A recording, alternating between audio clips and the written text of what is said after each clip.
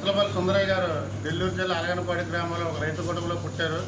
ఆయన ఎంతో ప్రజా సేవా భావాలు ఉన్నటువంటి వ్యక్తి కాబట్టి ఆయన రిడ్లైనప్పటికి కూడా అక్కడ వాళ్ళు చాలా భూస్వాములు 200 ఎకరాల భూస్వామి ఏంటంటే అంటే ఒక పాలేరుకి అన్నం ఆకులో పెట్టి తీసుకొచ్చి ఎన్ని చేస్తుంటే వాళ్ళ అమ్మ నాన్నగారు అడిగారు, అమ్మమ్మ నాకు కంచంలో పెట్టేవి ఆయనకి ఆకులో పెట్టేవి అని చెప్పారు. వాళ్ళ పాలేరులా మనకంటే తక్కువ కులం వాళ్ళు కాబట్టి వాళ్ళు అక్కడ బయట ఉండాలి, వాళ్ళ నీళ్ళు వాళ్ళ కూడు సపరేట్గా వాళ్ళ ఆకులు సపరేట్గా ఉండాలని చెప్పడం జరిగింది.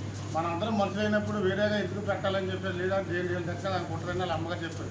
లేదా పెడితే నాకు ఆకులో పెట్టు, లేదంటే ఆయనకి కంచంలో పెట్టు అని చెప్పి అలా మానం చేసి ఏమైనా సరే ఆ మనిషి అనేది ఒకటే కులం తప్ప కులం లేదు, మతం లేదు, ప్రాంతం లేదని ఆయన నిరూపించి ఆయన ఉన్నటువంటి పొలాన్ని అంతా కూడా పేద ప్రజలకు ఇచ్చేది. అలాగే పెళ్లి చేసుకుంటే కనుక మళ్ళీ సొంతగా మనకి స్వలాభం పెరిగి ఆస్తి సంపాదించాలని పొలం సంపాదించాలని కోరికలు ఉంటాయని చెప్పి కలకత్తా చెందినటువంటి ఆవుని పెళ్లి చేసుకొని పిల్లలు పుట్టుకుని ఆపరేషన్ కూడా చేసుకొని ఇటువంటి కార్యక్రమాలు చేస్తూ అలాగే తెలంగాణ స్థాయిగా పోరాటం చేస్తూ పేద ప్రజలు ఎమ్మెల్యే గెలిచి అసెంబ్లీ కూడా సైకిల్ మీద ఇలాంటి ఎన్నో సేవా కార్యక్రమాలు చేశారు. కాబట్టి మనందరం కూడా కానీ సుందరయ్య గారు అంత కాకుండా సరే ఎంతో కొంత మన ప్రజలు చేయాలని చెప్పి ఆయన అడుగుజాడలు నిలవాలని చెప్పి నేను కోరుకుంటున్నాను.